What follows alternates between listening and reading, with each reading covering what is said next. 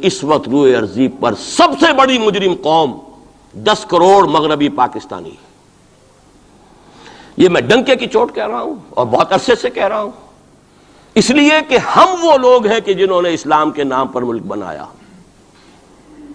کوئی ملک دوسرا دنیا میں اس وقت اسلام کے نام پر نہیں بنا. ہم وہ لوگ ہیں پاکستان بنانے کے لیے لاکھوں جانیں مسلمانوں کی کلمہ گوؤں کی گئیں اور ہزاروں عصمتیں لوٹیں، اور نہ معلوم کتنی مسلمان لڑکیاں اور عورتیں جو ہے رہ گئی پھر بھی ہمیشہ ہی سکھوں کے پاس، اور وہ آئی نہیں پاکستان اس اسلام کے نام پر. اور کیا کیا ہے ہم نے؟ 46 برس ہو گئے، اس کہاں اسلام ہوا. لہذا اس سے بڑی مجرم قوم عربوں کے بعد ہم یہ کہہ سکتے ہیں ہمارا عام آدمی قرآن نہیں پڑھتا، قرآن جانتا نہیں، ٹھیک ہے، اپلی ہے کچھ نہ کچھ، اس اعتبار سے ان کے بعد نمبر ہمارا ہے، لیکن باقی پوری دنیا کے مسلمانوں سے بڑھ کر مجرم ہم. اور ہم اصل میں نہ صرف یہ کہ خود اپنے حصے کے مجرم ہیں، بھارت کے مسلمانوں کا بھی سارا وبال ہماری گردن پر ہے. آج میں چاہتا ہوں کہ اس کو آپ اچھی طرح نوٹ کر لیں. بھارت کے مسلمانوں نے، جسے آپ فرض کفایہ کہتے ہیں، نماز جنازہ فرض کفایہ، چند لوگوں نے بھی کسی مسلمان کی نماز پڑھ لی تو سب کی طرف سے ادا ہوگی، کسی نے بھی نہیں پڑھی تو سب مجرم ہو جائیں گے، بستی کے سب لوگ مجرم ہوں. بھارت کے مسلمانوں نے فرض کفایہ ادا کیا جب پاکستان بنوا دیا آپ کو، اور اس کی قیمت آج بھی وہ دے رہے ہیں. کھلے نعرے لگ رہے ہیں مسلمان کے 2 استھان، پاکستان یا قبرستان، تیسرا کوئی جگہ نہیں. ڈنکے کی چوٹ کہا بابری مسجد کے بعد ایل کے اڈوانی نے، ہم ساری مسجدیں گرا دیں گے ہندوستان کے اندر، کوئی مسجد باقی نہیں چھوڑے. ڈنکے کی چوٹ اعلانیہ، یہ سب کچھ ہو رہا، اور یہ نعرے تو نہ معلوم کب سے لگ رہے ہیں، اور نہ معلوم کب سے میں یہاں ان مسجدوں کے اندر بھی اور اپنی تقریروں میں غور کرتا رہا ہوں کہ کیا وہاں ہو رہا ہے. لیکن ہمارے تو کان پر جوں نہیں ریگتی. ہمارے تو وہی دھندے ہیں، وہی کاروبار ہے، اپنا بزنس ہے، اس کے سارے مسئلے ہیں، اس کی اپنی بلڈنگیں ہیں، اپنی موٹریں ہیں، اپنے ٹیلی ویژن ہیں، اپنے کئی کورسز کے ڈنرز ہیں. اللہ خیر صلی اللہ، ہمیں بحث کیا اسلام سے؟ تو بتائیے ہم سے بڑا مجرم کون ہوگا؟ آج جو کچھ ہندوستانی مسلمان پر بیت رہی ہے اس کا جرم ہمارے کندھے پر.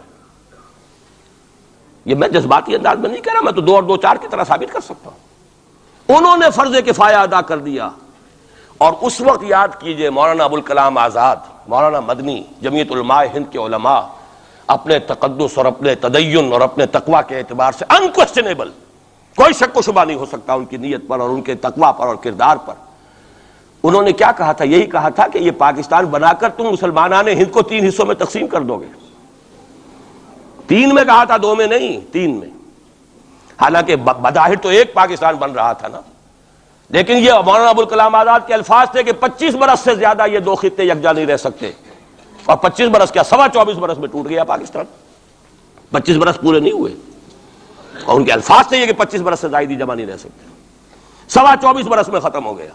16 دسمبر 1970 کو پاکستان ختم ہو گیا کہ نہیں ہو 71 کو. بہرحال نوٹ کرنے کی بات ہے، ہم نے کیا کہا تھا؟ میں بھی مسلم لیگی تھا، میں نے بھی نعرے لگائے ہیں، چاہے غیر شعوری دور تھا، ہائی اسکول اسٹوڈنٹ تھا. پاکستان کا مطلب کیا، لا الہ الا اللہ، فلک شگاف نعرے لگائے ہیں. اور نوائے وقت کا پرچہ انتظار کرتے تھے اسٹیشن پر کھڑے ہو کر، حصار ریلوے اسٹیشن کے اوپر، کہ اب گاڑی آئی اور اب نوائے وقت لیا اور پھیل گئے پورے شہر میں اس کو پہنچانے کے لیے. ہم کیا کہا کرتے تھے؟ جی نہیں، 2 طرف سے پاکستان جو ہے مضبوط پاکستان ہوگا. ہندوستان میں کسی ہندو کو جرت ہوگی مسلمان کے لیے کوئی میلی نگاہ سے دیکھنا بھی؟ وہ سارے خواب کہاں گئے؟ وہ تو حرم ہوئے. وہ 2 طرف کا جفا تھا وہ تو ختم ہوا، اس لیے کہ وہ زنبور تو اب رہا ہی نہیں، وہ تو کھل گئی، نوٹ ہی ختم ہوئی وہ مشرقی پاکستان. اور حال یہ ہے کہ آپ کی وزیر اعظم بنگلہ دیش نے یہ بھی پسند نہیں کیا کہ بابری مسجد پر جو بیان تھا وہ نواز شریف صاحب کے ساتھ مشترک بیان دے دیں. یہ اشتراک بھی دنیا کے سامنے نہ آ جائے کہ مشرقی پاکستان سابقہ اور اس وقت بنگلہ دیش کی وزیر اعظم اور مغربی پاکستان جو اب وٹ ریمینز آف پاکستان کے تحت صرف پاکستان ہے، اس کے وزرائے اعظم نے مشترکہ بیان دے دیا. یہ بھی نہیں آنا چاہیے. یہ حال ہے ہمارا. حالانکہ بات اپنی جگہ پر کوئی ایسی نہیں تھی، کوئی سیاسی نہیں، ایک مذہبی معاملے کے اوپر اظہار رائے کرنا تھا. انہوں نے کہا نہیں، آپ کے ساتھ مشترک بیان میں نہیں دوں گی، نہیں دیا اس نے. تو وہ جو تھا 2 طرف سے جفا وہ تو سن 71 میں کھل گیا. جو ہمارا حال ہے وہ تو ہونا ہی تھا. یہ ملک بنا اسلام کے نام پر، اس کا استحکام ہو سکتا تھا تو صرف اسلام کی بنیاد پر ہو سکتا تھا. اسلام سے غداری کی، لہذا یہاں تو اب قومیتیں ہیں، یہاں تو اب ایتھنک اور ریجنل اور نہ معلوم کس کس قسم کی اور لنگوسٹک جو ہے نیشنلٹیز ہیں، نیشنلزمز ہیں، وہ جو ایک امت ایک وقت میں بن گئی تھی، ایک قوم مسلم قوم ہندو کے مقابلے کے لیے، وہ تو ختم ہوئی۔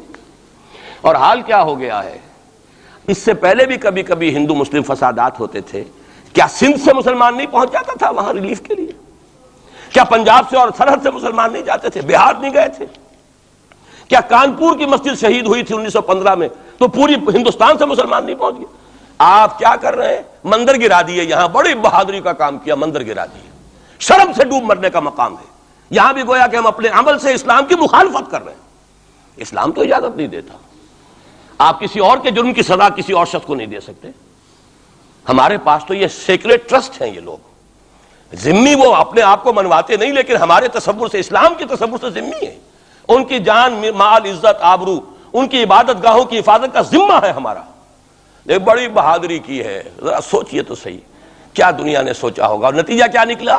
اگر کسی درجے میں بھی بابری مسجد کی شہادت پر کوئی دنیا میں کوئی رائے عامہ ہو سکتی تھی کوئی ہندوستان کے خلاف، ختم ہو گئی۔ جو انہوں نے کیا 10 گنا تم نے کر لیا۔ انہوں نے ایک مسجد گرائی ہے، تم نے اتنے 100 کہتے ہیں، پتہ نہیں مجھے تو معلوم نہیں 100 گرائے کتنے گرائے ہیں، بہرحال جتنے مندر تھے تم نے گرا دیے۔ فرق کیا ہے؟ ایک کردار ہے تمہارا، ایک ہی تمہارا اخلاق ہے، ایک ہی تمہارا معیار ہے، کوئی فرق ہی نہیں۔ بلکہ وہاں تو کم سے کم یہ تو رہا ہے، دنیا کی آنکھوں میں دھول ڈالنے کے لیے کم سے کم یہ کہ فورن منسٹری جو ہے اس نے ڈیزائن کیا، ہم نے مان لیا جی ہم نہیں کر سکے، ہم مجبور ہیں، حالانکہ سب ان کی اجازت سے ہوا ہے، بلکہ ان کی ملی بھگت سے ہوا ہے۔ لیکن یہ کہ کلیان سنگھ نے فوراً استعفیٰ دے دیا، منسٹری ختم ہو۔ پھر وہ بھارت کی مرکزی حکومت نے اور بھی پارٹیز کو بھی بین کر دیا، اور اس کے بعد یہ ہے کہ انہوں نے حکومتیں بھی 3 اور صوبوں کی توڑ دی۔ وہ تو سرخرو ہو گئے پوری دنیا کی جو رائے عامہ ہے، ہم اس کے سوا کیا کر سکتے ہیں؟ ہمارا ایک دستور ہے، دستور میں جو بھی صوبائی حکومت ہوتی ہے اس کی اجازت کے بغیر ہم فوج بھیج نہیں سکتے۔ وہاں پہ صوبائی حکومت تھی، اس نے ہمیں یقین دہانی کرائی تھی، سپریم کورٹ کو بھی یقین دہانی کرا دی تھی کہ مسجد کو کچھ نہیں ہوگا، تو ہم تو اس کے اوپر ڈیپینڈ کر رہے تھے۔ ہے سب جھوٹ، سب کو پتا تھا جو کچھ ہوگا، اندر خانے ملی بھگت تھی، لیکن یہ ہے کہ کم سے کم انہوں نے فیس سیونگ کے لیے ان کے پاس مواد موجود ہے، آپ کے پاس تو وہ بھی نہیں۔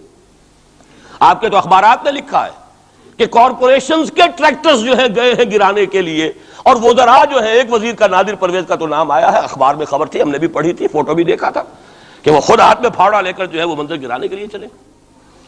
یہ جو صورتحال ہے جان لیجئے، اس وقت میں آپ کو بتانا چاہتا ہوں ہندوستان کے مسلمان پر تو جو قیامت بیت رہی ہے۔ میں نے اپنا ایک تاثر کچھ عرصے پہلے یہاں پہ بیان کیا تھا، رہا ہے میرا تاثر، اور وہ ہے اصل میں وہ لاسٹ سپر جو ہے انجیل میں جس کا تذکرہ ہے حضرت مسیح علیہ السلام نے جو آخری کھانا رفع سماوی سے قبل کھایا ہے اس باغ میں جہاں روپوش تھے اپنے حواریین کے ساتھ۔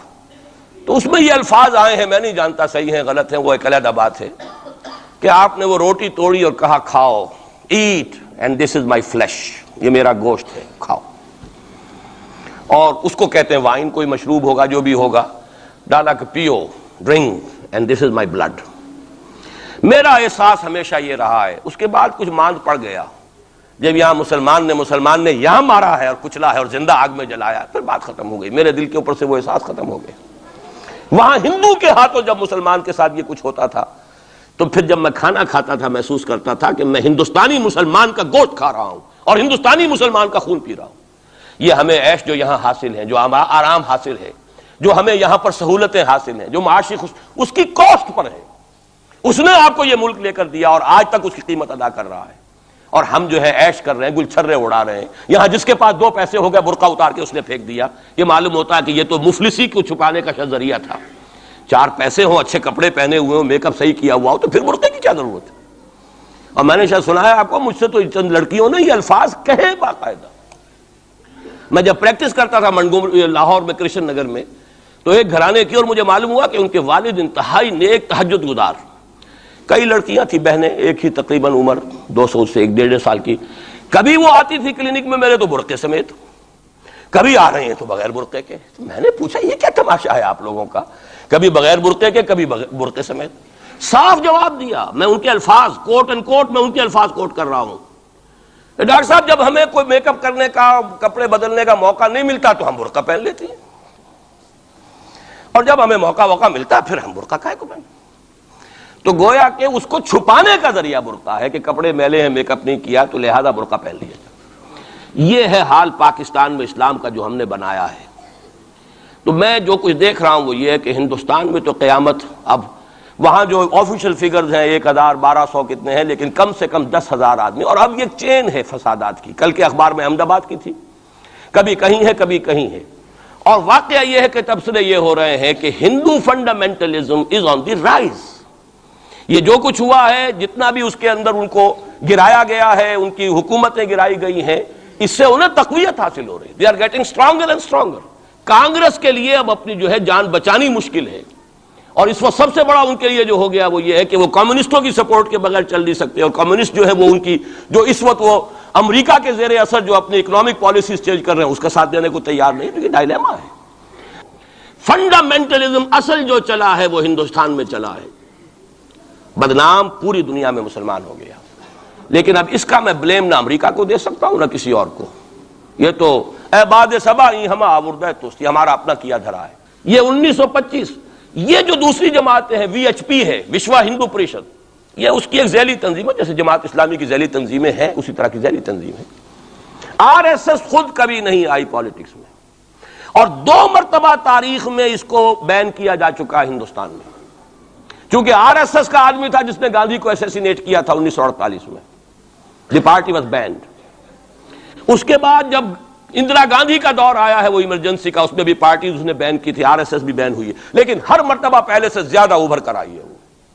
اور آج یہ سب کے سب وی ایچ پی والے، بی جے پی والے، یہ سب در حقیقت آر ایس ایس کے آدمی، کہ اس وقت ہندوستان میں مسلمانوں کی حالت بہت مخدوش ہے۔